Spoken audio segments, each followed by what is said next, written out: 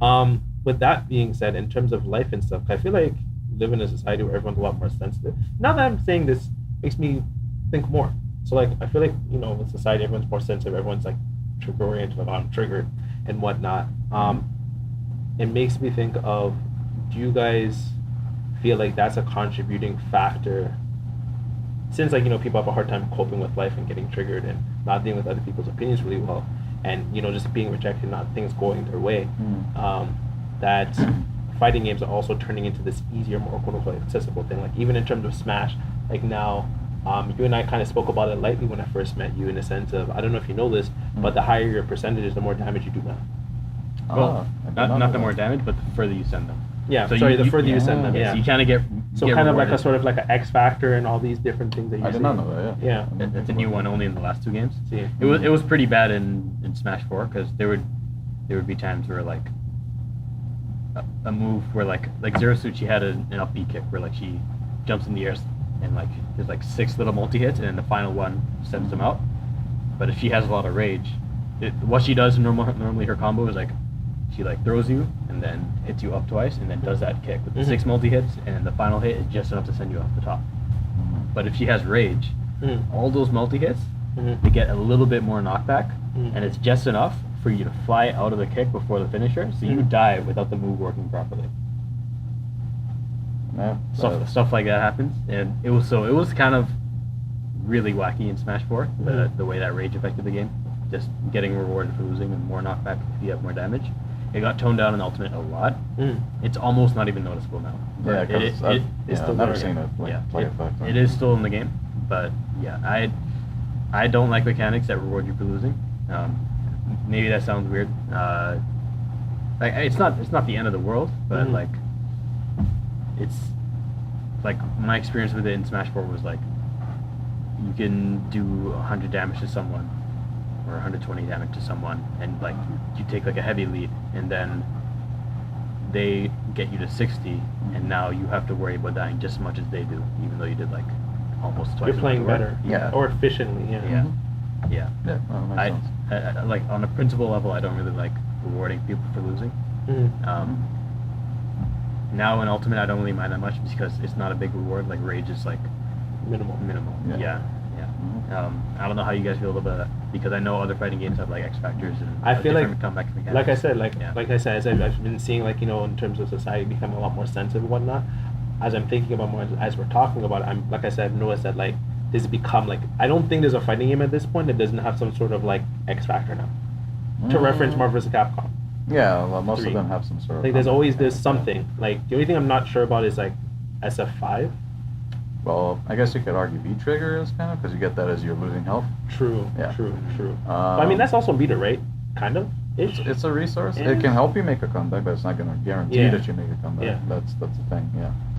And going off of that, a lot of games have this these days. Even Guilty Gear has Hellfire, which is like their Hellfire. Burst has always been there. And well, you're forgetting the other thing that's also really like, I don't even really see, like, I would say Hellfire is the same thing as Rage in Ultimate, where it's like negligible, and even like the characters that benefit from it are characters who are already threatening without that. Yeah. Like Kai, in terms of doing a combo, like Kai is a very, like, I would say he's top 10 characters with meter. Top 10 most dangerous characters with meter. Yeah, of course. Whether you had Hellfire or not when he did his beam super, you're gonna lose a lot of health regardless. Is that yes, it increased, but you're probably gonna get hit by it and get an equivalent amount of damage, so it doesn't really matter. Yeah. But I would say the random thing would be Danger Time.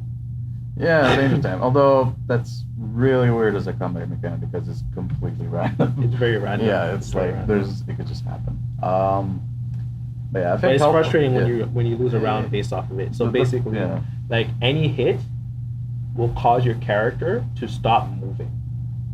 Basically, and you allows your, so let's say I hit you, you will be stuck for like 2 seconds, 3 seconds. That's a long time fighting games.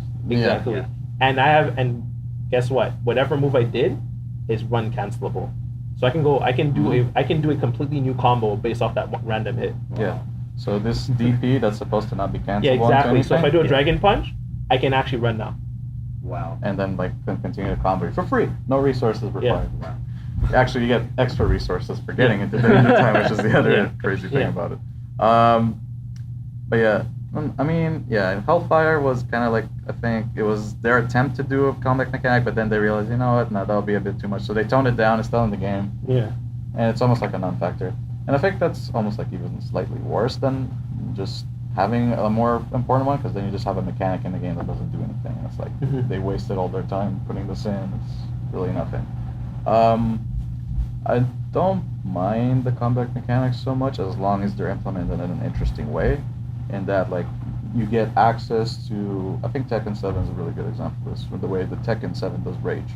So if you go down to like the last 10% of your health or something in Tekken 7, you go into rage mode, and in rage mode you do more damage, not substantially more to the point where you're like doing like 70% more damage or something. X Factor level 3. Yeah, well, yeah. Marvel vs. Capcom had like the most insane. Like you could literally maul a whole team with X Factor. Yeah, you just you're down to one. If you were down to one character, you're just as much of a threat as someone with 3 full characters with full health bars. Yeah, that's how bad it was. So none of that whole. And you don't take chip damage, especially at level 3. Yeah, and you regain health as like it. Your health regenerated so quickly, you don't take chip damage. Yeah. Wow. It was insane. But yeah, so it's not that crazy, but basically what you gain access to is like, okay, you're about to lose. Here's an EX move, so like an extra special move that you usually don't have access to, but now you have access to. And here's a move that has armor on it, which is basically like some sort of form of invincibility that you can use to blow through your opponent's offensive, but if you whiff it or if they block it, you're dead. That's it. So high risk, high reward. Yeah, high risk, high reward. And that's the thing that I think those types of mechanics are the ones that are most interesting in fighting games and games in general. Risk reward. Sure, you're gaining access to extra tools, but these tools, they could backfire on you as much as they can help you out, right? And you need to know how to utilize them. Whereas, like X Factors, like I pop this, all of a sudden I'm just destroying people. Stuff. Yeah, I'm pressing stuff. You basically press an ABC combo and a character is there. Yeah, basically. Yeah. So even in Samurai Shodown, like you being able to use Rage Burst, which is another mechanic, quote unquote, that's always been in the games. It's limited resource. You only get to use that once, and you get to decide for the whole match. Yeah, when you get to decide when you want to pop it, and when you pop it, you get access to more damage. You get access to some extra special moves, and you get access to a really strong move called Isen, where you fly across the screen, and if they just so happen to be doing something, they die, basically, almost. They take tons of damage. They take like 90%. But doing this, doing this means that you have no meter for the rest of the game. You can't do supers, nothing for the rest of the match. Yeah. So and some even characters, in the second round, like it's gone. Yeah. For the rest of the match. It's a conscious decision. You're putting that comeback mechanic. Yeah, it's there, but it's on to you to figure out how to use that the best way you can. It's not just like a flat, here's like extra damage. No, here's extra damage, but so and so and so and so kind of deal. So I think those are the most interesting comic mechanics if they're implemented well and they don't become like the whole driving force of the game, but then it becomes a little insane. But yeah, going back to the whole sensitivity things like that, there might be some of that, but and also trying to increase the market, gaming. Yeah, gaming is becoming like a booming business. There's money in making that. There's money in getting more players into it. But even with all that, we're getting more players, which is great. Still niche, I would say. But it was niche back in the days too, even when the market was smaller, I would say. And that hasn't changed. People have tried to get into fighting games since, fighting games been a thing.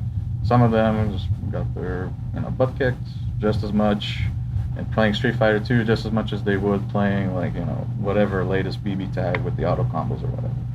So I think that's just always been the nature of fighting games. There's gonna be, going back to the last thing we're talking about, niche, regardless of how much stuff they put into it. And I don't think society has really changed drastically enough to the point that that's really affecting it. And there's also the fact that we're getting more people playing fighting games rather than less, which is the interesting part of it too. But yeah, there's always going to be there's people that just they can't really handle fighting games quite as well as other people. But I think that's always been the case. Just maybe the landscape is a bit different how they can express that nowadays. I also I don't know if this would apply to like traditional fighters, but at least with Smash, like the way I look at Smash is like all the design decisions that they made when making Smash it's like 95% catered towards the casuals, because Smash, it's first and foremost a game that's played casually. Like the amount of people that play casually gotta be much more than the amount of people that. So things like adding rage in, like they're not gonna be bothered about that, because they're like, oh, it's something that makes it more exciting for all of our casual players. Like, you know, if you got a free for all going and you got Ganondorf at 120 and he kills you because he got a forward smash. That's not someone smashing their controller because they just got 9th place and didn't make the top 8 payout. It's people sitting around a living room and they're like, fun, you know what I mean? Look at that, he threw me across the screen all of a sudden. What a comeback. Making it unpredictable makes it fun. So I think at least with Smash, I don't really think it's about people being sensitive or anything like that. I think it's just a matter of like they need to advance their technology. Like the Switch is like an innovative system because you can play it on the go. You can also play it on the TV. Nintendo created the ultimate system. They're like, we'll make our Game Boy the console. I love that. That was genius. So like, they had the Wii U. They're like, this is a terrible idea. You know, the gamepad. Let's just make that the whole console. Yeah, basically. That's the Switch. Yeah, you know those tablets people just take with them. Why don't we make a console that's that? Like I said, the Game Boy's been Nintendo's most successful thing. They're like, okay, the Game Boy works, but our console's not working. The 3DS, the DS and 3DS were doing well for so long. I'm pretty sure they're still doing well. Exactly. But now we also have the Switch. Exactly. So they're like, how about we take the Game Boy, make it bigger. Exactly. They're like, that's it. Sell it with a Lego block that you use to connect you to the TV. And you can pretend it's a home console. Right? Oh man, yeah, that's essentially what they did. Yeah. I don't know. Do they make? I don't know. It's hard to say if they make like Guilty and stuff for like only competitive people, because then you never sell. I think it just naturally gravitates towards competitive people. Yeah. And even as I think about it, like, you know, Arx's most successful game, Dragon Ball FighterZ, that's definitely garnered towards casuals.